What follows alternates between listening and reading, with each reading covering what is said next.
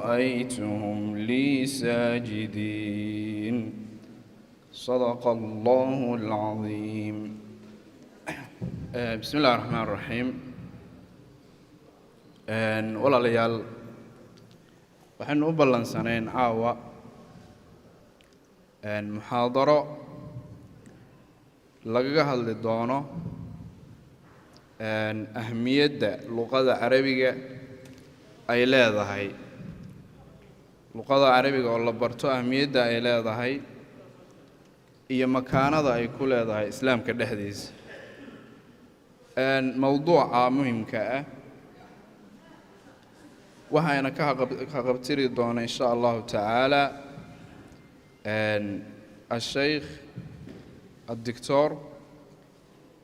علي ديري oo aad wada garanaysaan insha Allah ta'ala. innaga waxa loo ka baahan yahay marka inaynu dhageysano ka faa'iideysano aynu sabir sameeyno masaajidka aynu dhex itikaafno qofkii macnaha hawl badan aan lahayn insha Allah ta'ala. haddana waxaan ku wareejinayaa insha Allah sheekha suu mawduuciisa u guda galo. تفضل يا شيخ.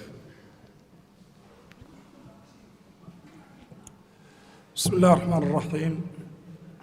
الحمد لله رب العالمين وبه نستعين على أمور الدنيا والدين. السلام عليكم ورحمة الله تعالى وبركاته.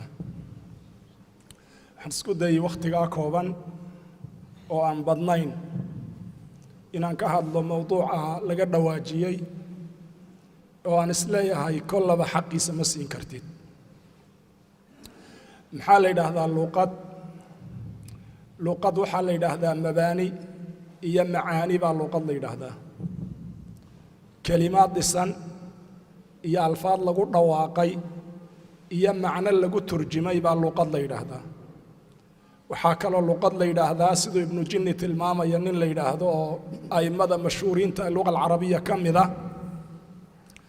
luqa waxaa la yidhaahdaa buu yidhi waa rumuus iyo cibaaraad kuwaas oo koobsanaya macaani oo qoom dadka ka mid ahoo meel wada joogaa ay isku fahmaan iyaga dhexdooda baa luqad la yidhaahdaa. kelimatu alcarabi waxaa la yidhaahdaa waxay asalkeedii ka timid saxaara ama dhul lama degaana. الأراضي القالحة dhulka lama degaanka baa carab loo odhan jiray. dhulkaa lama degaanka dadkii degayoo askumay oo ahaa qowman qadanuu tilka alard yaa waxaa loo bixiyey carab. caraab asalka waxaa lo odhan jiray dhul aan la degi karin oo aan biyo lahayn, baadna lahayn, geedna lahayn, laa maa'a walaa kala'a walaa shajar. geed male biyo male deegaan ma noqon karo. dhulkaasaa carab la yidhaahdaa. waa dhul saxara ah weeye, waa dhul qaalix oo bahgooyo ah weeye, waa dhul bacaad oon geed lahayn. dadkii degay baa marka carab loo bixiyey. kelimatu luga alcarabiya marka macno ahaan intaasay ka turjumaysaa. luga alcarabiya goray soo bilaabatay ma shay ilaahay keenayba oo waa tawqiifi mise waa shay iska ijtihaadi oo sida luqadaha u dhashay. taariikhdeeda goormay soo bilaabatay khilaaf aad u ballaadhan baa ka jira dadka la yidhaha lisaaniyaadka ama caalamka dadka luqaadka ku hadla ee luqaadka ka turjima. khilaaf aad u ballaadhan baa dhexdooda ka jira. dad badan oo muslimiini waxay leeyihiin luqada tan carabiga la yidhaahdo waa luqadaan gaboobin, waa luuqadii ilaahay nebi aadam kula hadlay bay idhaahdeen. waxay deliishadeen wacallama aadama alasmaa'a kullaha uma caradahum cala almalaa'ika faqaala anbi'uunii biasmaa'i haaulaa'i in kuntum saadiqiin. waxay yidhaahdeen luuqadatan asmaadeedaa muhima magacda. maadaamay magacdu muhim tahay waxa ilaahay ka hadlay waxay ahaayeen aadam la baray luqa alcarabiya ay ahaayeen. waxyaabahay daliishadeen waxaa ka mid ah xadaaradii caalamka u horraysay baa waxay ka dhacday maka. ardulxijaazna inay luuqada asal u tahay waa la og yahay. aadam iyo xaawa waxay ku kulmeen bannaanka carafa. bannaanka carafa markay ku kulmeen إن أول بيت وضع للناس مركو إلهي كهضل يو عبادة الله دقاي وحضارة كدعضي وحرم كيهيد آدم يحاوى حرم كي دقينوي فترة دقنايين حاوى وحي كتميد بان ليدا ميشة جدا ليدا هذا وبيا يرو جدا لورن جري أي كوشرين مركي هوري آدم نوحو سو استاغي هندية لبدودو بوي صولو غايين إلهي عرفا يو كوكل ميي عرفا مركي كوكل من حضارة دي أهر ريسي بعد عضي لغة العربية ولغة أنا هين وما كمالنا لغاها الله لما هيا باليد إذن إلى مالنتا إلى ما أنت اللغة العربية وين وليد باليد وأنا لغة أهل الجنة باليد وإلى قرآن كوحكول هي تحيتهم فيها سلام دعواهم فيها سبحانك تتكع جنة كتيرة مركي شيء يرانيان أي دونيان شيء هلا يصير إن يدهدان دعوادoodu waxay noqon subxaanaka kaliya ay dhahayaan oo wixii hor yaal bay arkayaan shayga markay dhameeyaan oo in laga qaado laga rafacay doonaan waxay dhahayaan salaam bay oranayaan oo shaygi halkiisiibu ku noqonaya idan waa luqatu ahli aljanna way qaarkood waxay leeyihiin aayadaas loo daliishanaya dhacdada taariikhiga ah loo daliishan aadam iyo xaawo masaajidka xaramka la yiraahdo maalin luqadan carabi ahayn aagiisa lagaga hadlay taariikhdu may sheegin bay yiraahdeen luqadani waa luqada kaliya ee jirtay ilaa maalintii nabi maxamed la soo diray sidan uu ahayd waxa daliila hadalladu nabi maxamed ku hadlay waa kuwan maanta ku hadalla way markaan luqada carabiga ku hadlayno xadiis markaan akhriyayno siduu nabigu ugu dhawaaqay inaan ugu dhawaaqayna boqolkiiba boqol aan shaki lahayn luqadka kale hadii la yiraahdo luqada ingiliisiga Shakespeare markuu gobayada tirinayo waxa la leeyahay qarnigii 16aad ingiriisigii lagu hadli jiray kamaanta lagu hadla ma ahayn luqad kale oo caalamiya oo waartay lama hayo waxa la yiraahdaa waxay leedahay wax jusuur luqawiya la yiraahdo oo luqada carabiga جسورتها مركز لاتيريو واللحية طبعا كنوا جسري وي لحية طبعا كنوا بوندوي هالك اللغة العبرية أي لما كن يشنب قلوا بوندكتهاي وحال هذا اللغة العربية نكيو الرئي كتاب قاموس كقري وحوها خليل بن أحمد الفراهيدي نين لورنشري كتاب ليدا كتاب العين بو قري همان ميل ليدانا ودقنا ننكاس وحكدن بيي وقرنجي صديقي طبنات باللوجيس كتاب قري ليدا لسان العرب ابن منظور نين ليدا هذا محمد بن علي بن مكرم ابن منظور يا ليدا هذا ننكاسي وحا ليدي ما هي سنين مكتبه وحكا قرا لما نكل من ضد علماء isagoo meel fadhiya buu qoray kitaabkaas wuxuuna qoray baa la yiraahdaa 84 oo kelmadood oo kala macna duwan buu qoray idan waa luqad thari oo hodana baa la luqadani taariikh cariiqana way leedahay waa marka ka luqa ahaan aan uga hadlayno ninka ugu horeeya qaamuus qora qarnigii 18aad buu qoray Samuel Johnson ninka la oran jiray كنت ضباب قولي وحقاقي بقرأ قاموس كاللغة الإنجليزية وجوه الرئية حقيقي جامعات كمان تا اللغة الإنجليزية اللي قلت لها هايستان أفرتن كنوا كلمة دوت بقرأ اللغة الإنجليزية ما أنت وحي مريسا صدق يا أفرتن كنوا كلمة دوت هل كاي اللغة العربية كم مريسا أفرتن مليون أو كلمة دوت أو كلمة معنى دوان اللغة العربية يضن عدي دفاعا on cidi wadan on cidina rabin oo cid waliba ay la dagaalamayso oo cidda maanta suldada iyo adduunka wax sheeganayso dhani ay karahsan tahay oo nacab tahay oo cid waliba ay la dagaalamayso intay ka goyn karta ka goynayso luqada labaad ee qaramada midoobay wala dhaafilnay kow maxaa ku xiga laba ku xigta laba luqad carabiya munadamatu tarbiya wal ulum wal thaqafa oo UNESCO la yiraahdo waxa uu diiwaan gashan luqada carabiga inay tahay luqada labaad ee caalamka luqadan waxa ku hadlo aabahood iyo hooyadood ku hadli jireen dad ka badan 400 milyan oo ruux oo carab la isku yiraahdo laakiin dadka u haysta inay muqaddas tahay oo ilaahoodii kula soo hadlay oy weel u tahay diintood iyo shareecada ilaahay iyaga siiyey 1,555,000,000 oo malyuun bay ka badan yihiin kuwaas caalamka marka la qaybiyo 5 meelood meel ka midihii waxay aaminsan tahay luuqadii rabbi ku hadlay inay tahay oon aniga iyo adigu ku jirno ilaahay luuqadan isagaa doortay aayadihii sheekhu akhriyay waxaad maqlayseen inna anzalnaahu qur'aanan carabiyyan la'allakum ta'qiluun inna anzalnaahu qur'aanan carabiyyan la'allakum ta'qiluun salaada markaad tukanayso looma baahna kalimaad kale waxaa loo baahan yahay luqa alcarabiya inaad ku hadlayso waxaad ku hadliyeed salaada ku tukani waa luqa alcarabiya quraanku wuxuu ku qoran yahay waa luqa alcarabiya wuxuu yidhi imaam la yidhaahdo thacaalibi oo a'immada luqada caanka ku ah ka mid ah wuxuu yidhi man axabba allah qofka ilaahay jecel axabba rasuulahu nabigiisu jeclaada waman axabba rasuulahu nabi muxamed ciddii jecel axabba qawmahu tolkii buu jeclaadaa waman axabba qawmahu qoomkii nebi muxamed ninkii jeceloo doonaya axabba luqatahum caadaadkoodii iyo dhaqankoodii waxaan islaamka khilaafin buu jeclaadaa waa hadal weyn soo maah luqa alcarabiya inaad jeclaato waxaa koosgaraynaya inaad nebi muxamed jeceshahay calayh isalaatu wasalaam haddaad ilaahay jeceshahay buuhi thacaalibi nebigiisana waad jeclaan haddaad nebiga jeceshahay qoomkiisaad jeclaan qoomkiisa markaad jeclaatana luqadiisaad jeclaanaysaa buuhi imaam thacaalibi baa sidaa leh ibnu taymiya imaamka la yidhaahdo kitaabka la yidhaahdo iqtidaa'u siraadi almustaqiim wuxuu ku leeyahay hadal la yaab leh oo mucjizaa wuxuu yidhi inaad adoo garanaya luqa alcarabiya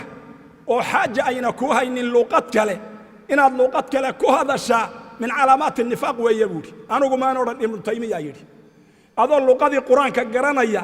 oo luqadii nebigaaga garanaya oo luqadii abubakar sadiiq garanaya oo luqadii cumar yaqaana oo ti abi hurayra ku hadli kara inaad luqad kale uga leexato min calaamaati nifaaq ayuu yidhi kitaabka la yidhaha iqtidaa'u siraadi almustaqiim baan kaa tus iyadoo sadraha ku qoran aniga melihi imaamka muslimkaabaa kale ibnu taymiya yidhi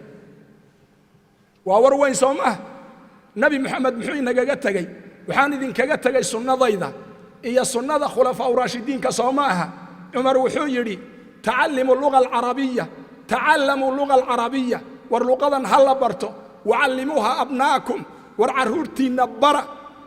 luqadan ninkii barta carabkiisaa toosa carabkiisu ninkuu toosana muru'adiisa iyo sharaftiisaa toosta ninbaa carruurtiisii la dardaarmay odaya wuxuu ku yidhi hadday midkiin zamanku ku xumaado oo ay masiiba ku dhacdo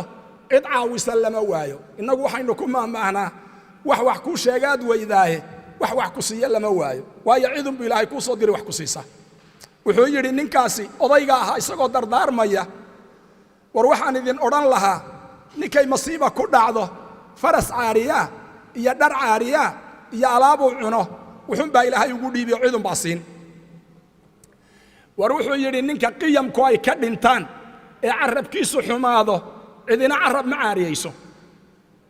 ya markaad hadlayso goobtaad istaagi lahayd cidi intay soo istaagto anoo hebelo baan hadlayaa cidina kaa yeeli mayso waxa weeye marka luqadan qur-aanku wuu tamwiihiyey kadalika anzalnaahu xukman carabiyan bilisaanin carabiyin mubiin ina anzalnaahu qur'aanan carabiyan liqowmin yacqiluun qur-aanku wuu ku celceliyey qur'aanan carabiyan kayra dii ciwaj qur-aanku inuu carabi yahay dood miyaa ka taagan idan luqada qur-aanku waa afdalu luqaat weeye luqadii nebi muxamed waa afdalu luqaat weeye luqadani makaanada islaamka ku leedahay aad u dhegayso maxamuud ibnu cumar azamaqshari waa ninka iskale kitaabka tafsiirka ah ee la yidhaahdo alkashaaf imaamkaasi wuxuu yidhi ilaahay wuxuu leeyahay shahida allah annahu laa ilaaha ilaa huwa waalmalaa'ika wa ululcilmi qaa'iman bilqist ilaahay wuxuu yidhi ululcilmi buu waxdaaniyadiisa u makhraati gashaday ilaahay jiritaankiisa waxaa makhraati kaa isagaa makhraati iskaa malaa'igtiisaa makhraati kaa ululcilmigaa makhraati kaa wuxuu yidhi ninkaan luqa alcarabiya garanayn ilaahay makhraati uma galo ya markuu la leeyahay ummadihii horaad makhraati u noqon doontaan wakadalika jacalnaakum ummatan wasadan litakunuu shuhadaa cala annaas zamaqshari wuxuu yidhi qofka aan luqada carbeed garanaynin makhraati ilaahay intuu u noqdo ummadda nebi moxamed inuu ka mid yahay loo ictibaariyo inuu ummadaha shuhadada u noqotay ka mid noqdo lagama yaabo wuu cilleeyey oo wuxuu yidhi ilaah wuxuu yidhi kadalika jacalnaakum ummatan wasadan litakunuu shuhadaa cala annaas wayakuuna arasuulu calaykum shahiida aayaddaa wuxuu yidhi markaad ummadaha ku makhraati furaysaan qofku wuxuu ummad ku makhraati furaa wuxuu og yahay soo ma calaa cilmi baad ku makhraati furi cilmigaad calaa cilmi ummad ugu makhraati furi kartaa waxa weeye inaad wax og tahay makhraatiyaa loo qabsadaa qof wax og soo maaha haddaadan qur-aanka macnihiisii garanayn oy kaa joogta sida wadaadkeennii taariikhda soomaalidu sheegtay ee yidhi intuu soo fadhiistay masjid weyn isagoo qur-aan tafsiirinhaya ayaa wuxuu yidhi fankixuu maa daaba lakum min annisaa mathna wathulaatha warubaac ayaa wuxuu idhi fankixuu guursada wuxuu idhi ilaahay tukada fankixuu tukada baa ilaahay yidhi buudhi ma aladii daaba lakum naftiinnu intay ku wanaagsanaanaysa iska tukada baa la dhahay buudhi oo min annisaa'i hadda haweenkuna ha idinla tukadeen baa la dhahay buudhi mathnaa laba tukadoo salaad subax tukada baa la yidhi buudhi ulaaa saddex tukadoo makhribkii tukadaa la yidhi buudhi rubaaca afar intaad tukataan duhurkii cishihii tukadaa la yidhi buudhi duhurkii iyo cishaha iyo casarka wadaad sheekh cabdiraxmaan la odhan jiro ag fadhiyey yaa ku yidhi sheekhow waad khaldan tahay maalintii dambu intuu shir u qabtay ku yidhi war ninkani wuu i haystaayoo meesha inuu iga barakiciyuu rabaa anna ma ogoli ree hebel ninaan aniga ahayn inuu sheekhu noqdee bal ila dhegaysta warkaannu isku hayno wuxuu uhi sheekh cabdiraxmaanow sheekh cabdiraxmaan afguriya inta soomaali wax taqaan way taqaan wuxuu yidhi sheekh cabdiraxmaanow ma waxaad i leedahay qul huwa allaahu ilaahay ma dhihin markaasuu yidhi nacam ilaahay waa yidhi allaahu samadu ilaah ma yidhi markaasuu yidhi haa wuu yidhi lam yalid walam yuulad sow ma dhihin markaasaa wuxuu yidhi haa waa yidhi labada indhood intuu dharbaaxa ku kiciyey yaa wuxuu idhi maxaad i leedahay ilaah waa yidhi buu ilahay dadka intaa un baadan u kala sheegaay ma wax kalaan sheegay anugu masalada la isku hayay maxay ahayd war fankixuu guursada dhaho fankixuu tukadada ka daabaa la yidhi isna muxuu yidhi qul huwa allaahu ilaah ma yidhi mas'aladu meel la ysku khilaafsan yahay miyay ahayd maya qul huwa allah la yskuma khilaafsanaynba allahu samadna la yskuma diidin lam yalid walam yuulad la yskuma diidin nin ahlu tawxiidihi maba diido laakiin waxaa la ysku hayay fankixuu maa daaba lakum min annisaa'i mathna wathulaatha warubaaca salaad ma ahe waa haweene ka daabaa la yidhi salaadda markaasaa wuxuu yidhi waxaan lahaa intanun bay ahaayeen intanuu wadaadkii igu haystaayoo meesha inuu wadaadka noqdu rabaa haddaadan luuqada fahmaynin ma'zaqa inaad gashaa laga yaaba ma'zaqa inaad gasho yaa laga yaabaa adoo imaamahoo dad hor taagan waxaa laga yaabaa in salaadaadu saxmi weydo waayo bilisaanin carabiyin mubiin qofkaan si fiican salaaqadiisu u saxnayn qur-aanka hadduu sixi waayo salaaddiisaa jabaysa ahmiyadda ay luqadu leedahay waxaa ka mida haddaadan qur-aanka sixi karin salaadaadii saxmi mayso haddaad akhrida hadda innamaa yakhsha allaahu min cibaadihi alculamaa ilaahay culimmadu ka cabsadaabaad odhan salaadaadiina way jabaysaa adna waa dambaabtay waxaad ka faa'iidday iska daay 60 sannadood baad tukanaysay laakiin waxaa laga yaabaa inaadan dib isu fiirin war goormay wax kuu saxan yihiin goormaysa kaa khaldan yihiin halkaasaan taagnaa halkaa masaajidka oo salaada lagu jiro anoo soo habsaamay baan soo galay kan ku kale maah waa kan waana shaahid ilaah baa og inaan makhraati ka ahaa nin daadaydaasoo kaleabaa iskay ag taagay sheekhii dadka tukinaayey intuu rukuucay duhur bay ahayda buu toosayaa wuu toosay annagoo taagtaagan aniga ninkii garab taagnaa buu soo toosay intuu allahu akbar iska dhahay uu iska soo rukuucday uu wadaadkii ka daba yimid sujuuddii labaad ku soo gaadhay wux iska soo watay unbuu rakacaddiina halkii ku dhammaystay waxaan sheekhow say ila ahayd rakacad imaamku kaala sabqay baa kaa tagtaye rakacaddii soo celi wuxuu idhi war kaale adigu wadaadow ma salaadaydaad waardiye ka haysay taada hagaajiso danahaaga qabso naseexadu maanta halkaasay taagan tahay luqa alcarabiya waxay maraysaa baynu nidhi 40 kun oo kelmadood luqa ingiliisiyana waxay taagan tahay 43 kun oo kelmadood 40 milyan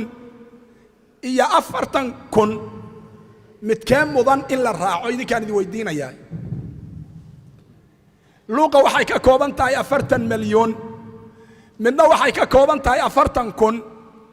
ma luqada 40 kun oo eray leh baa hodana mise ta 40 milyan ka kooban baa hodana labada midkood ee hodana idinkaan idin weydiinaya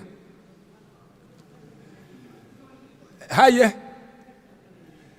maxaa luqada gumaysiga ina dhex dhigay oo niman gaala ah ina gumaystay baa watay tii nabi maxamed ka hormariyay waad og tahay maanta iyadoon la joogin meel lagaga hadla ingiriisi yaa waxaa la odhan waa inaad ingiriisiga taqaanaa waxay ahayd qofka annaga noo yimid ee deegaanka iyaga iyo dalka iyaga noogu yimid inuu luqadayada yaqaano isagu in la yidhaahdo ninkani hay-addan ha ka shaqeeye af soomaali ma yaqaanaa adduunka laakiin cagsi baynu ka nahay waxaa la odhan ninkani ha noo shaqeeye af ingiriis ma yaqaanaa waxay ahayd afka waddanka inuu yaqaan markaa taa darteed baa waxaa laynoo keenaa dadaan ingiriisiga yaqaana laakiin aan af soomaaliga aqoonin shaqooyinka ugu wanaagsanna iyaga waddanka haysta luqa alcarabiya waa luqadu qur-aanku ku soo degay luqa alcarabiya waa luqadu ku hadlay nebi moxamed calayhi salaatu wasalaam luqa alcarabiya waa luqatu ahli ljanna wey luqa alcarabiya waa luqadii caalamka uu islaamku ku furtay wey luqa alcarabiya muddo dheer waxay ahaan jirtay luqatu thaqaafa iyo luqatu lcilm luqatu siyaasa luqatu ladab luqada adduunka ugu sarraysay ahaan jirtay imisay ahaan jirtay 850 sannadood bay ahaan jirtay 850 sannadood bay sida ahayd oo caalamkoo dhan qofku ku faani jiray inuu luqa alcarabiya yaqaano maanta muddo 90 sano gudahooda yaa waxaa layna gaadhsiiyey waxaynu haynay oo dhan inaynu ilowno oo aynu luqadii ka tagno oo aynaan danaynin inaynu baranniya in kale oo aynaan kala jeclayn inaynu saxniya inay naga khaldan tahay innagu dad ahaan muslim baynu nahay jinsi ahaanna dunida waa la qaybqaybiyey siyaasad ahaan iyo qudur ahaanoo carab baa layna raacsiiyey ururka jaamacadda carabta waan ku jirnaa soo maha soomaalisa kuma jirto waynu ku jirnaa haa maxaynu ku raacnay talow waddanka keliya ee ururkaa ku jira een dadkiisu luqa carabiya ku hadlin baynu haddana waddanka keliya ee muxaafidkaa ee 100% muslimkaa ee sunnigaa een haddana luqadaa qiimayn baynu nahay luqa alcarabiya fadaa'isheeda haddaynu ka warranno aad bay u fara badan tahay haddaynu kalaamka cumar soo qaadanno haddaynu axaadiidta soo qaadanno leanna nebi moxamed wuxuu uhi calayhi salaatu wasalaam uutiitu jawaamica alkelim waxaa lay siiyey erayo kooban oo macnahoodu ballaadhan yahay maalan waxaa la siiyey ittaqi illaaha xayumaa kunt waxaa la siiyey inama alacmaalu binniyaat waxaa la siiyey inuu nin su'aal weydiiyo ku uhi laa taqdab waxaa la siiyey inuu yidhi man yurid illaahu bihi khayran yufaqihuhu fi ddiin waxaa la yidhaha jawaamicu lkelim baa nabiga la siiyey waa hadallo kooban oo macnahoodu aad u ballaadhan yihiin inama alacmaalu binniyaat imaam la yidhaahdo suyuudi wuxuu yidhi 72 baab oo fiqigaba hoos timaada buu yidhi inama alacmaalu binniyaat kelmaddaa keliya inama alacmaalu binniyaat waxay ka hadashaa abwaabtoo dhan bal waxay gaadhay luuqadani xigmadeeda in la yidhaahdo fiqiga imaamu shaafici oo dhan waxaa lagu soo ururiyaa 5 qaacidoo luuqadaa ka mida 5 qaacida keliya lagu soo ururiyaa alumuuru bimaqaasidiha iyo waxa weeye alumuuru bimaqaasidiha alcaadatu muxkama maa lam tukhaalif sharca allah qaacidadii kaloo iyaduna ku saabsanayd alyaqiinu laa yazuulu bishak 5 qaacido oo waaweyn oo la yidhaahda qawaacid alkubraa fi lfiqhi alislaami ayuu imaam lo odhan jiray abu saciid alharaawi yuu fiqiga shaaficiyada ku soo ururiyey dhammaantood 5 qaacida keliyu ku soo ururiyey waa luuqada xigmadaa leh weey waa luuqada suuqyadii la odhan jiray cukaad iyo majanna iyo majaas ee carabi isugu imaan jirtay nin intuu iska taago buu kun bayd sii diin jiray kun bayd buu akhrii jiray kun bayd ayuu akhrii jiray waa luuqada caalamka oo dhani isku waafaqsan yahay in loo yaqaano luqatul khitaab dad markaad doonaysa inaad la hadlayso luqatul khitaab in la adeegsado dagaalkii aan wada naqaano inteenna waaweyn ee la odhan jiray 7 days ee masaaridii iyo yahuudiya dhex maray yaa qaramada midoobay waxaa ka khudbeeyey jamaal cabdinaasir 2 saacadood buu hadlay jamaal cabdinaasir isagoon warqad hoos u fiirinin ilaa ay gaaladii ku yidhaahdeen madaxweyne way kaa dhammaatay oo ambarafaayirka ay ka damiyeen buu hadlayay Margaret Thatcher waa naagtii xilliga ingiriiska ra'iisul wasaaraha u ahayd waxay taageeraysay yuhuudda oo inay masaaridu dhaalimiin yihiin bay sheegaysay hal saac markay hadlaysay bay warqadiina ka dhammaatay wax kaloo sheegtana garan weyday waayo jamaal cabdinaasir wuxuu adeegsanayaa luuqada la yidhaahda afcaalu turuuga keliya ficilka thulaathiga ee 3 xaraf ka kooban مثل نزل إيا رفع إيا جلس إيا أخذ فعل كصدح حرف ككوباني وحو قادا بالي هذا 1,000,000 كليجيس 1,000,000 أو كلام معنى دوان بو قادا وحال هذا فعل ك هذا وحينو اجينا مثلا بلا انو اجنا فعل كميده فعل اللغه العربيه وحينو اجينا بل واحد اكتا ترك إيا ذهب إيا مشى إيا ضوى إيا سرح إيا خرج كل قوت ويكلا لفظ دويهين الفاظ دودا كلا دوان يا دواقة هذانا هل معناه ووتغي اللي رابي فايدينيا ووتغي كليا بي فايدينيا ترك ذهب خرج مشى سرح ضوى راح 4 فعل baa la gaarsiiyay anigu hadda 7 ku akhriyay bal inta aad isu tagtaan af Soomaaliga waa taqaaniine oo Soomaali baa tihiin nooc walba leh bal wuu tagay kala dhawaaq duwan oo isku macnaa oo af Soomaaliya 4 ka badiya wakaas wuu tagay wuu baxay wuu dhaqaaqay kolka meel loo dhaqaaqay la garan waay bal ii sheega wakaas ararku waa harab weeye waa macna kale bal wuu tagay wuu dhaqaaqay wuu baxay 4 hadaad gaarsiisaan carwakaas 5 ka dhiga wuu tagay wuu baxay wuu socday wuu dhaqaaqay 5 ka dhiga wakaas oo waliba wuu dhaqaaqay macna kale leedahay taxarraka way waa xarakiya dhaqdhaqaaq bay ka timid taas maxaynu nidhaahnaa markaan carabta la murmayna waxaan odhan jirnay luuqadayadu way fiican tahayoo waxay leedahay berri iyo saa dambe iyo sidataal iyo saakun iyo takaliya takale ilaa 7 sheegnaa baanu odhan jirnay meel kale se waanu ka soo weynay carabtu laakiin waxay ku odhanoon bukra bacda bukra gadan bacda gad bas halkaasuma u joogi innagu laakiin garan maayo meelaynu ka keennaye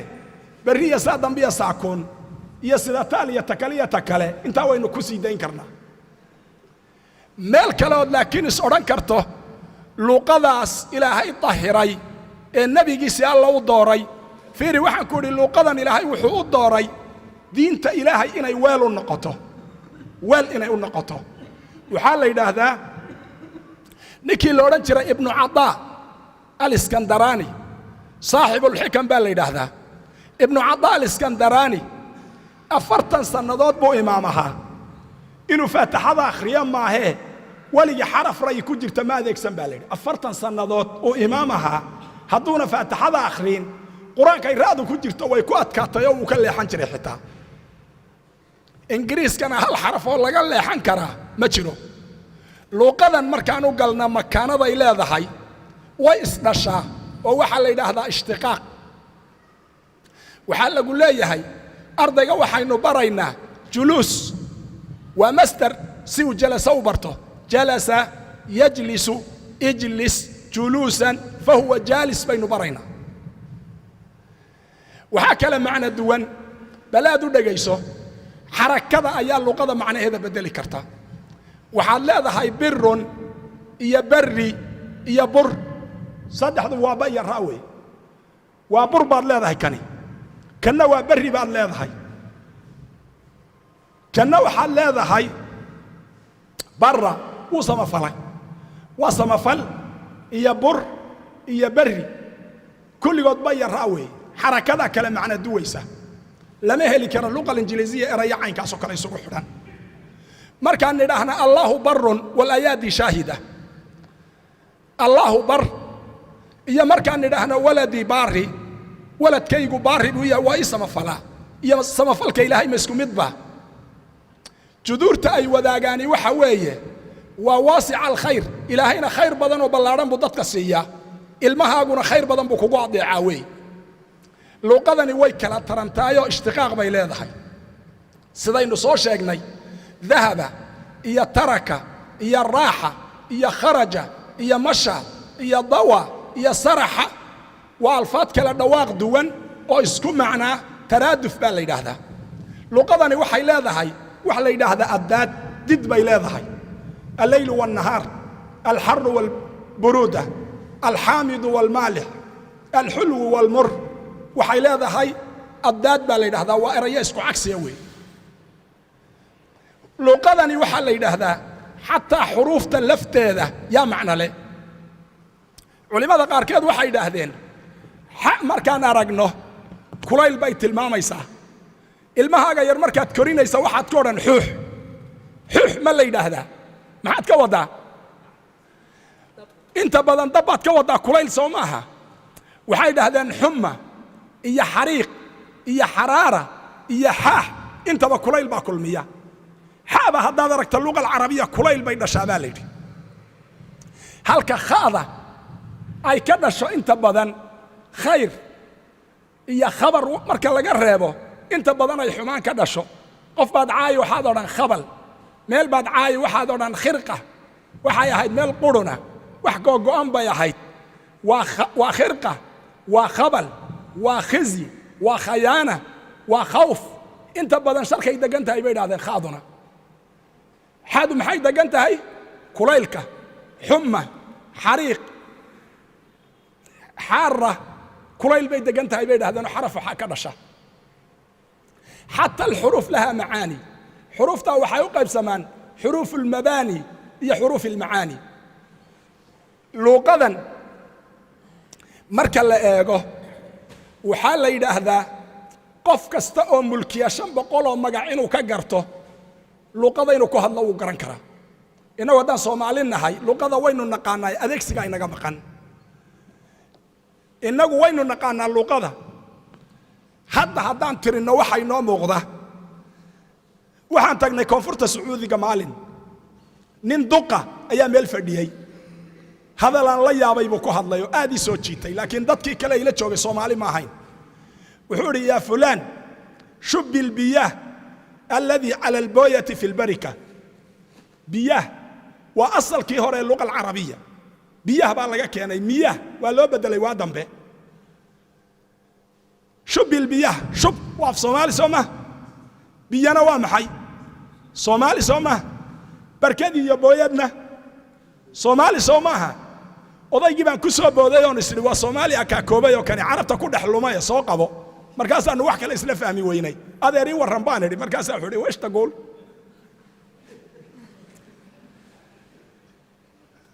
baashan la yiraahdo qabyaalada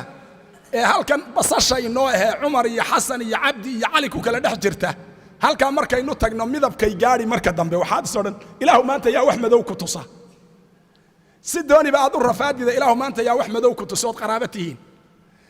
مركز أنت أنا يمت حنقول هذا رسالتها مركز أقول ويش تقول يا أخي ما حد تري طلب بالكعلي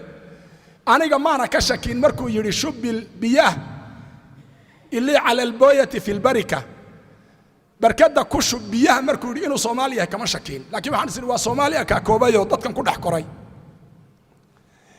عربي أصل كاهبادية لقى الله هل أتجرن وايكم بشرو mushkiladdu waa markaad suuqa timaadee lagu dhahdo yaa hawlaay gaw cindana gambir wagallis markii maahool lagu hadlo af cadani ama af sancaani iyo markii la adeegsado daarijiya suudaaniya iyo markii la adeegsado lahja almasriya markaa unbaad meel aad u kacda waayi lahja caamiya laakiin luuqadii nebi muxamed qof aan fahmi karin inaguma jiro waxaad tijaabisaa oday baadiye ka yimid imaamku halkaa ha soo fuulo khudbad ha inoo akhriyo hadduu naarta ka hadlana wuu fahmi hadduu jannada ka hadlana wuu fahmi bal waxaad eegtaa janna iyo jin iyo junuun way kala macno duwan yihiin janna waa nicmo ilaahay junuunna waa waali janna layluna waa mugdi intubana juduurtay wadaagaan qarsooni weeye janiinka caloosha hooyadii ku jira miyaa la arkaa miyaynu arki karnaa innagu sida caadigaa waa maya uu qarsoon yahay soo maaha janno hadda miyaad bildhaanteeda arki kartaa miyaad odhan kartaa niyow jannadaynu maanta tegaynaa waynu soo noqonaynaa mari ma ka soo noqon kartaa way qarsoon tahay soo maaha falamaa janna laylu habeenku markuu mugdi noqdo waa la kala qarsoomay soo maaha qofku markuu junuun ku dhaco caqligiisii baa qarsoomay soo maaha waa luqa la yaab leh wey luuqadani sidanay ahayd aadan baana la baray bay culimo ku doodaysaa weliba adilay daliishanaysaa aynu ka soo bilownay oo ah inuu ilaahay yidhi wacallama aadama alasmaa'a kullaha uma caradahum cala almalaa'ika faqaala anbi'uunii biasmaa'i haaulaa in kuntum saadiqiin waxaa laysku waafaqsan yahay ummad kasta oo luuqadeedu nooshahay dhaqankeedaa nool ummad muslima oon luqa alcarabiya ka dhex shaqaynaynin shareecadeedu ma shaqayn karto haddaan luuqada la fahmin diinta la fahmi maayo haddaan luuqada la fahmin xadiidka nabiga la fahmi maayo haddaan luuqada la fahmin salaada la tukan la fahmi maayo maxay kaagaga khaldan tahay masjid salaaxudiin intuu inoo jiraa salaaxudiin waa masjid magaalada ku yaal soo maaha imaamka tukiyaay waa nin macruufa subax buu iska taagay subxaha ka mida safka hore dadkii fadhiyey odayaashii rugcadaaga ahaa ayaa wuxuu ku yidhi khayr allaha siiye khayrka ku gaboobay ee intaa weligood diinta soo waday qaar ka mida wuxuu kula kaftamay hebelow markaynu salaada ka baxno ma astaafurullah baad tidhaahdaa ma astawfurullah baad tidhaahdaa maxaad tidhaahdaa buuhi bal ii sheeg astayfurullah iyo astaafurullah iyo astawfurullah kee tidhaahdaa buuhi saddexdaa wadaad macallin oo carruur qur-aan ku dhibaya yaa yidhi waryaa wanaasicaati nascan miya mise waa wanaasicaati nuscan wayna u yarag tahayba waayo wasnigaa keenaya wanaasicaati qarqan ilma cabsanaya ma xusuusan karo ilmaha markuu doonaya inuu uleeyo yaa wuxuu dhihi waryaa calayhim ra'miya markaasuu dhihi haa macallin markaasaa wuxuu dhihi waryaa wanaasicaati nuscan miya mise waa wanaasicaati nascan markaasaa wuxuu dhihi maya macallin horta ma nascan bay ahayd mise nuscan bay ahayd waa ku bilaabayba markaa waa wadduu carruurta ku uleeyo weeye macallinkii marka wuxuu dhahay war culimoy ma astayfurullaabaa ma astawfurullaabaa ma astacfurullaabaa tiin baa laysku qabsaday astayfurullah weeye wallahi niyow hebel waad khaldan tahay astayfurullah mehe astacfurullah weeye war astacfurullah mehe astawfurullah weeye labadiinaba waad khaldan tihiin uga dhexdhaqaaqayuunu iskaga tegay marka waxaa ceeb inagu ah hebelow waxaan ma aqaana ii sax waa inagu ceeb ruux baa laga yaabaa intaad saragtaan inuu kaaga sheekeeyo inuu macallin ama sheekh su'aal weydiiyey oo dabadeedna horta markuu weydiinaya wuxuu dhihi su'aal yar baan ku weydiinaya ruux baa laga yaabaa inuu kula soo hadlo macallow su'aal yar ma ku weydiiyaa hay weydii nin baa geel ka dhintay haye 8 halaad buu ka dhintay 2 islaamood buu ka dhintay 6 gabdhood iyo wuxuu ka dhintay 5 wiil buu ka dhintay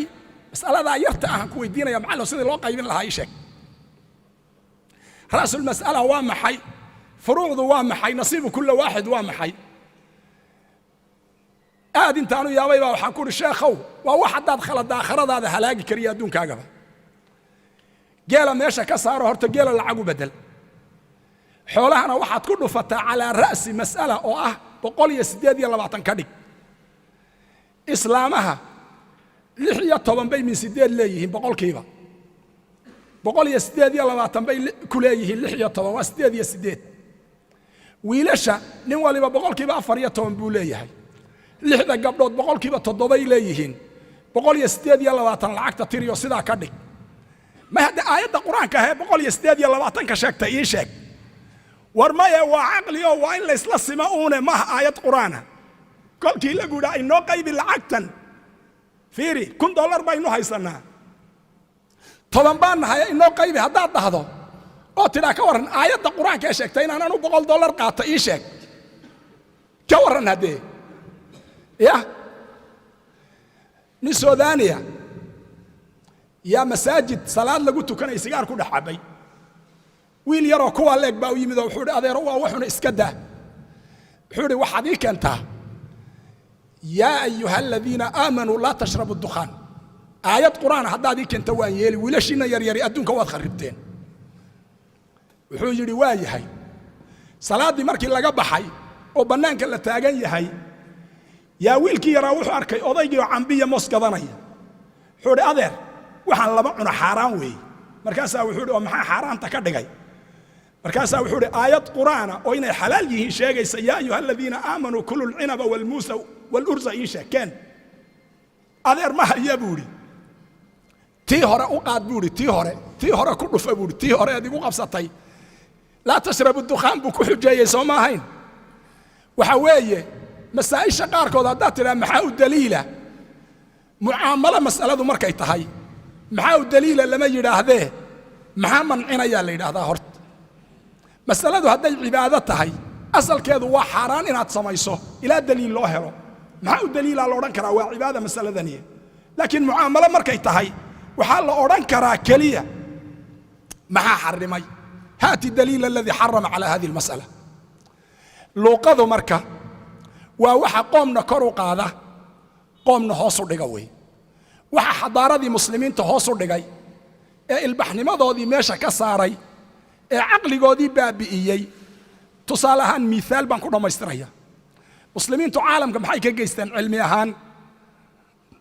dhakhtarka aynu soo qaadno 600 sannadood kitaabka qaanuunu tibbi la yidhaahdo ibnu Sina leeyahay baa jaamacadaha Yurub keligood muqarrar u ahaa medicine ko dhan 600 sannadood kitaab nin muslimihi leeyahay baa jaamacaadka Yurub oo dhan lagu dhigan jiray kitaab kale oo dhakhtar lama hayn 600 sano weey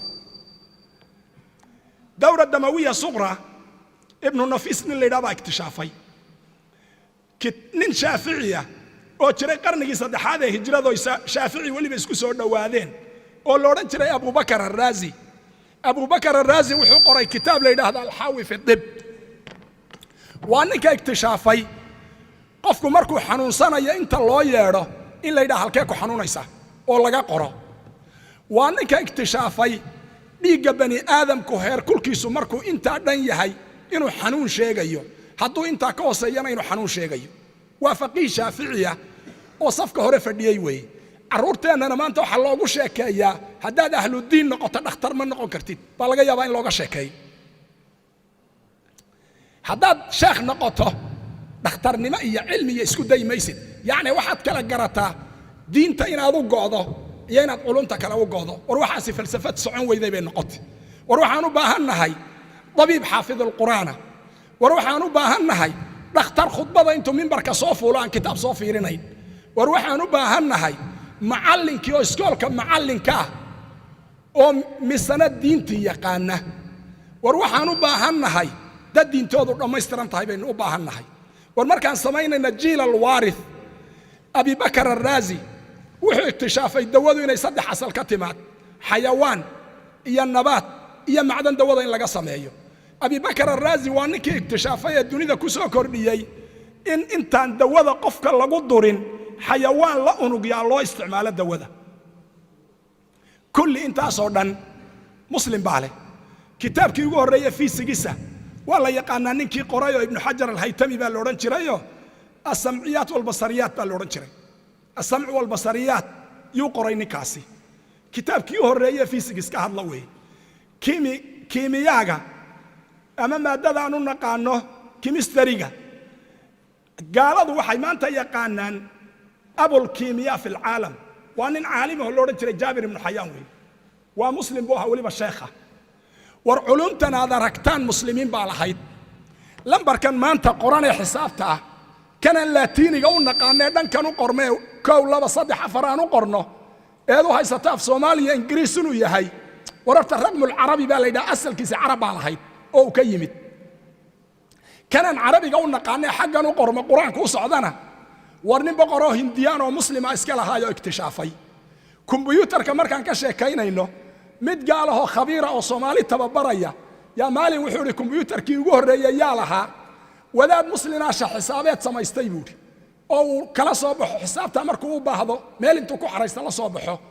laakiin waxba lagama faa'iidin buu dhahay waxba lagama faa'iidin leena waxa arkay nimanku inay muslimiin yihiin inuu sheego ka cabsaday wuxuu yidhi waxba lagama faa'iidin wadaadka inaga wada diyaaraddu shaninkii ku fikray Cabbaas ibn Farnaas buu ahaa gabadhii boqorkii Ingiriiska xilligaa jiray buu qabay Andalus buu joogay iyaga jaamacadaha inoo soo doonan jiray inagu mayna waxba u doonan jirin waagaas laakiin xadaaradeenni markay burburtay kabwatuna inaga jabkii inagu dhacay markaan muslim nahay ayay iyaga xadaaradoodu ka bilaabatay marka maantana waxay og yihiin xadaarada islaamku hadday soo kacdo waxa ololku inoogu shidan yahay oo laynoo kala ilaalinahaya oo inaynu midowno iyo inaan wax isku darsanno iyo inaynu isu dhaqdhaqaaqno midna aan loo ogolayn waxa weeye waxay garanayaan laba xadaaro inayna iska garab jiri karin xadaara islaamiya iyo xadaaro nasakhaho beenaho laga nasqiyay xadaarada islaamka isma garab socon karaan muslimiintu waxaad eegtaa fanul micmaari qaabka wax loo dhiso 950 sano gurigii la dhisay ee taariikhda islaamka xadaaradii Andalus lagu dhisay ilaa iyo maanta lama rinjiyeynin qasrul xamraa baa la yidhaahdaa oo qarnaadu ka dhisan yahay Isbaaniya meesha maanta loo yaqaan 950 sano rinji lama marinin guri maanta la dhisay 950 sano ma joogi karaa rinji lama marinin qasrul xamraa baa la yidhaahdaa bal moobeelkaaga u diro qasrul xamraa weydii sawirkiisa aad aragtide gabiga guriguba saaxadiisu libaxyayba ka samaysan tahay waa dheeman iyo dahabyo iyo naqshadaan la heli karin maanta caalamiyan wey waxaynu nidhi masaajidka muslimiintu ay ku lahaayeen Andalus ee la odhan jiray jaamicu Qurduba waa masjidka ilaa iyo maanta aan muslimiinta loo ogolayn ee la yidhi xadaarada intaa leeg laydinma siin karee masaajidka idinkuna qayb yeesha annagana qaybaha kale noo daayo diinaha oo dhan aan u qaybina niman yahow diinaha oo dhan baan masaajidka u qaybinaynaa waxaa la yaab leh ninka masaajidka mu'adinka ka qaybtii mimbarku ku yilay sidan oo kale diinta masiixiyadda haysata iyadoo la fadhiyo khamro lagu cabbi ayuu soo dhex maraa marka salaada la gaadho isagoo guyiisa shaalkii garabka u saaran yahay intuu ka dhex aadaamo oo ciyaartoo dhan joojiyaan unbuu markuu aadaanka dhammaysta tegiyo qayb masaajidka ka mid oo muslimiinta la siiyey buu aadiyo halkaasuu muslimiinta kula tukan yahuudduna meel bay waxaadii ay wadatay kaga wadataa masiixiguna meel buu kaga wataa muslimkuna meel buu kaga wataa waana masjidkii Qurduba ee Banu Cabbaad ay dhiseen wey niman yamaniyiina baa dhisay oo taariikh islaamka ku leh warkaa miyaad maqashay weligaa jaamacaddii dunida u horraysay halkee laga dhisay jaamacatul malawiyiin baa la yidhaahdaa oo adeer qayrawaan baa laga dhisay waddan muslima laga dhisay jaamacaddii dunida u horraysay soomaadan garanin isbitaalkii cabdimalik ibnu marwaan uu u dhisay amraad almustacsiya xanuunada maanta loo yaqaan ee uu u dhisay juudaamka iyo baraska iyo xanuunada jidhka jarjara in lagu daweeyo ilaa iyo maanta dimashq duleedkeedu ku yaallaa مسجد الأمراض وحلا يدهدا مستشفى الأمراض المستعصية واسبتال كأمراض خطرتها اللي قد وين شريوي دبيجا مركل يدا إسلام كأوري حسابته مركل يدا هذانا صفر نكي قدر حسابته كلا صاعي إنا يحلته هاي واحد ماشى كقرن يينا يطبنته هاي يينا يبقلته هاي يينا يكونته هاي يينا يلباطنته هاي نكي كلا صاري أبو عبد الله الخوارزمي باللورن شرايو انتنا دوكسيغا سره دغتا way taqaanaa lo gardamaha ama xisaabta la yiraahdo aljabr wal muqabala ninki iska lahaaway sifir isaga xisaabta ku soo daray arqaamtaana labadaba muslim baa leh wax lagu qorto maan kumbuyuutar muslim baa ku hamiyay xadaarada iyo ilbaxnimada islaam baa iska leh iyagu way yaqaanaan mid jaamacad joogay dhowr sano ka hor oo wasiirada ingiriiska ka mid ah yaa yidhi qofkii yidhaahda xadaarada reer galbeedka yuunaan baa laga keenay ama meesha la yidhaha griigaa laga keenay wuxuu idhi beenaale weeye ama waa khaa'in xadaarada reer galbeedka islaam baa laga keenay ninkii hoggaamiyey dhakhtarnimada reer yurub inay ilbaxdo isbeddel samayso 30 sannadood buu dimashik arday ka ahaa 30 sannadood 2 sano ma aha ardayda iyada jaamacaadka noo joogta maanta waxaan weydiinaa ma leedahay jadwal usbuuciya ood maalintii 2 saac wax akhrido may arday waliba wuxuu ku leeyahay may marka imtixaanka un baan macallin wax akhrinaa imtixaanku markuu soo galo baa wax la akhriyaa ummadaan wax akhriyini guulaysan mayso mushkiladuna waxa weeye markaynu luqal cilmiya ka hadlayno nabi maxamed markii la soo diray waxaa loo aqoonsaday in maxaan ku idhahdaa zamanul cilmi la galay laakiin zamankii nabiga ka horreeyey waxaa loo aqoonsan jiray zamanu jaahili nabi maxamed markii la soo diray carab 25 nin baa wax qori jirtay markuu tagay ee nabi maxamed ilaah oofsadayna 45 nin baa isaga hor fadhiisan jirtay oo waxyiga ka qori jirtay inta kale qoraalka taqiinay maahe ololihii af soomaaliga taqiinay 72kii ololihii af carabiga haddaan kuu sheego nabi maxamed markuu dagaalkii badar galay ee 70 qof uu gacanta ku dhigay oo qureesha intoodii wax qori jirtay wuxuu ku yidhi lacag madax furada idinkama rabno carruurta sida wax loo akhriyo noo bara keliya cilmiga nabigu waa ixtiraami jiray calayhi salaatu wasalaam wuxuu ku yidhi gaaladii wax qori jirtay 10 ilmood oo reer madiinaada ninkii wax qoraalka noo bara isaga lacag kama rabneen nabadgelyaan ku sii daynaynaa qofka gaalka markii la soo qabto 4 xaalaa bannaan in la dilo in la iska sii daayo in madax furad laga qaato iyo in la adoonsado 4 xaalo ku bannaayay in adoon laga dhigaa way bannaan tahay fa imma man ba'du wa imma fidaan فضرب الرقاب حتى تضع الحرب أوزارها إما من بعد من إن أتكسر ما يسوت كسي ديسو وإن أضوء بالقشو إيا إن أتفيدك قادته إيا إن حتى تثقن في الأرض تريدون عرض الدنيا نكتدي قودرته إيا إن أدونسته فضرب الرقاب أفرتاسا لقول لي هاي نبي يقول حكوري قف كستو علم له لعقنا كمان ربنا ديننا ماينو أدونسنا ماينو طبعا الموضوع مركو وحبرا واسي ديننا آثارته إنه ما أنت كاهينا ما قرن يسامر ما أنت وحي إنه كاهينا خطة عين كاهي كتاب كقرآن كده حلقلك نكاي إنه قري جعنتي سكو قري كتاب كقرآن كا أروريي وحال هذا زيد ابن ثابت الأنصاري تذكر وحيد هذان مصحف العثماني عثمان مركولها خليفة المسلمين توها ويلكي اللي يرضها جعنتي سكو قري وحو وحكبرتي dadkii nabiga u xidhnaayay qurayshta ahaayee maka laga soo maxaan ku dhahay maka ka soo duulay ayuu wiilkaasi wax ka bartay la yaabka maanta inaga iyaga inoo dhaxeeya marka luqada carabiga ka hadlayna dadka luqada carabiga yaqaan waxa lagu yaqaan maskaxdoodu inay furfuran tahay bal zayd ibn thabit nabigu wuxuu u diray inuu luqada cibriyada la yiraahdo soo barto taariikhda luqada carabiga waxyaabaha la yaab kale waxa horta kamid ah منجم الفيروس ما اللي يدهدو سيناء كتال مصر ولا قدو الذهب كا فيروس كلا يدهدو أما النوع فيروس كلا يدهدو من هذا قالي كميت كا يا وحال لقاه لا يوثيق ورقة قرآن ورقة داسي وحي شيء يسأل النبي عيسى كهر أفر كنو سنة ومدهد اللي كنو سنة كبدا إن اللغة العربية سيدنا هيدو قوي العربية كقرآن ورقة منجم كاس هلقة صوصاري وحوية زيد بن ثابت مركه نبي wuxuu diray luqad cibriya inuu soo barto markuu tagay imisa cisho ku maqnaa 29 maalmood buu ku maqnaa isagoo turjumaana buu yimid ilmahaaga waxaad leedahay wariya bar meeshii soo aad maskac meeshii aad balka ugu dhacday ma kaalka meeshii aad masna warka wanaga tag warad meeshii aad wuu kici meeshii buu aadi iska soo fadhiisan iska iman